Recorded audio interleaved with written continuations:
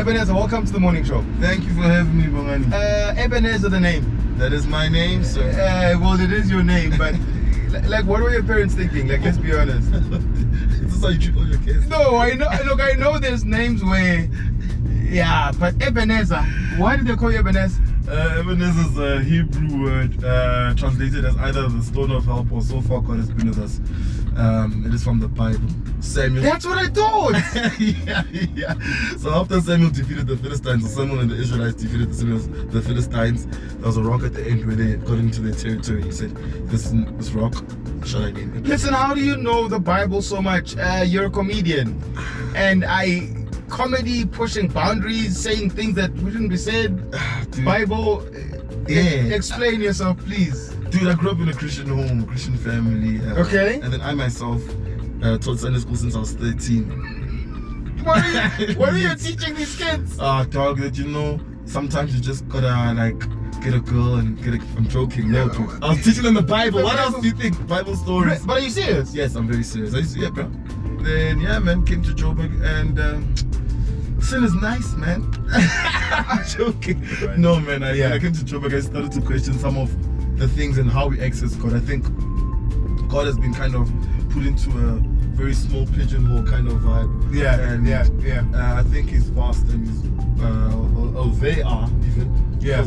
I think He's outside of gender also, but God is more. There's way more than what you understand in your doctrine. Well, instead of an M for me, it's a W for we. Anything else? Like, what's the plan? Are you just doing comedy as just for fun? I'm a funny guy, let's try this thing. Or if you made up your mind that actually this is a career, this is what I want to do with my life? Yeah. So, I'd made up my mind 2014, and so when I started, I'm like, because I did a set, I keep on telling people I started in 2014. The first time I performed comedy was in 2012. Okay. Where I wrote a few jokes. I was MCing though.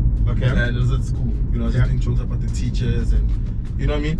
Yeah. And people were like ripping themselves. And this is at school? Oh my goodness, yes. Yeah. I originally thought I'd be a comedic actor, a la Jim Carrey. I see what you mean. Yeah. A la Martin Lawrence. A la. Because that's what you used to watch. Yeah. Come to find out they were all stand-up comics. Yo. So I'm like, wait, man, there's a step I'm missing. Yeah. And I'm gonna go to the step. I tried to do the thing, people are laughing. I'm like, this is my life. And then and then the first time I ripped, the first time I ever tried, I ripped, man. Yeah. And I thought in my mind, within a week I'll be rich. Because now I'm funny and I'm good. Yeah. Didn't happen that way, homie. It took like a year to make rent, 2 years to make rent. I can't imagine the moment where you die on stage. You think you're funny, but people don't. How do you not panic? Because if I'm interviewing someone and they don't respond, I go into this thing in my head where my mind's saying you're an idiot, it's not funny, and now what's gonna happen now? Just disappear. Like, how do you navigate through that? Man, I find like I don't mind the first joke. I do not mind, like, okay, if in a set, right? So, okay, obviously my first joke I always know it's probably one of my stellar ones. Or I won't even open with a joke. Just to try and test it. Oh, yeah, I know this one. Yeah. I'm finishing them here, yeah. Then I open with a joke, they laugh, whatever, right? Okay. I go into like a new joke that I'm working, and it's like silence. Right? Okay. The trick is, you mustn't show them that you're panicking. You know what I'm trying to say? But that's the hard part. But your body starts sweat. There's things that you can't control. You can't know, bro. That's the practice. That's what a good comedian is. So you'd be like, yo, man, the difference between Santa Claus and Pinky is that one gives you presents, the other one is in the toilet. And then nothing. You can't pause. You don't wait for the people. Nah, one is in the toilet. Rather when they laugh, then you pause. So then, if they don't laugh, one is in the toilet. You know what I mean? You guys don't know what I'm talking about. Clearly, y'all guys didn't go to schools like I went to. Listen. That's joke number 2. Then I go to joke number 2. If joke number 2, that is Then I went back. That's when I panic. I'm like, yo, my mom was right. I started addressing it to them like, you know what, guys, my mom was right. What do you do, sir? Doctor. Look at your life. How nice is it? No one comes, sits there in an audience while you're doing surgery saying, this guy's not a doctor. Oh, I see, yeah. Let's see how he got this degree. Which then really shows, and I often say this, like, I think you have to be so intelligent to actually be a comedian. It sounds like light because you're making jokes, but your brain has to process things so quickly before going to the next one. Did that help you with your acting, with remembering lines? I would say that my acting background helped my comedy. Because I guess after the church, bro, we did Sunday school rallies and plays and Yeah. you know what I mean? Yeah. And we used to memorize lines, man. And I'm also from an academic family. Yeah. So we used to studying and remembering lines. That sort of thing has always been there. Okay. And then also, there's a performative part to preaching. There is you don't know you're doing it, you know what I mean? But like when you are Because I passion, sit thinking, no, this and one's you sit there, acting. and you, Yeah. Okay. And Okay. Not that. on But that day, yes. on that day. So that sort of thing kind of So it's informed always my been- demeanor on stage, me being able to pretend like I'm comfortable, like because sometimes I'll die and I'll just start going off in the audience. I'm like, no, guys, you're the problem. Guys, I've got 2 hours. Because you can act. Right? But I know Yeah. when I get off stage, I just want to go home. Yeah, I see what. Mm. But then also there might be someone that doesn't know you from comedy, so I know you from a role that you've played, Mm. and now I come see your show. Oh, man. How does that play out?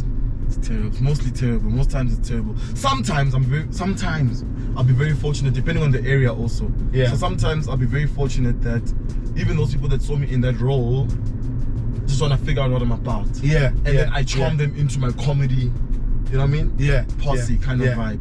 But a lot of the time, people are dissatisfied because maybe I'm not as funny as that advert character. I'm not as funny as that sitcom character. Because they come with the expectation that they are going to see that See guy. this guy.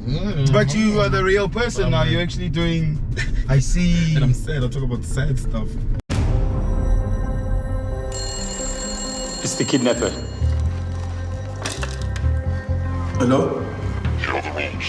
I want $5 million, and don't ever disrespect me. I would never disrespect you, Lord Vader. What? Sir, you sound particularly tense. Are you giving me the Death Star? We are the police force. What do you need the $5 million for? A new lightsaber? I think he might have needed the toilet. You've got to choose between either acting or comedy, and you can never ever do the other. Which one do you choose? But I also want to know why you choose that particular one over the other. It's hard, ne? It's impossible. It's really. You gotta choose one. No, Then I mean, you come on. yeah, bruh. Can I Okay, say don't why choose. I would choose one? Can I say why I would choose the one? Or why I Okay. choose the other? Let's see. So, if comedy was a financially viable thing throughout the year as its own thing, and I can make ends meet and I can live the luxurious lifestyle that I desire, right? Yeah. Definitely comedy. Like if it gives me the same money that acting gives me. Like if I made the same amount Oh, of I money see. or slightly less, like if I made maybe 10K less from comedy, I'll definitely choose comedy. Okay. But right now, there's no. I'm an adult, man. You know what I'm trying to say? Yeah. Like, So- I'm old, bruh. So you're saying I can't be basically eating noodles for the rest of my life. acting is more stable. Yeah, definitely. And I love it too, bro. I do love it.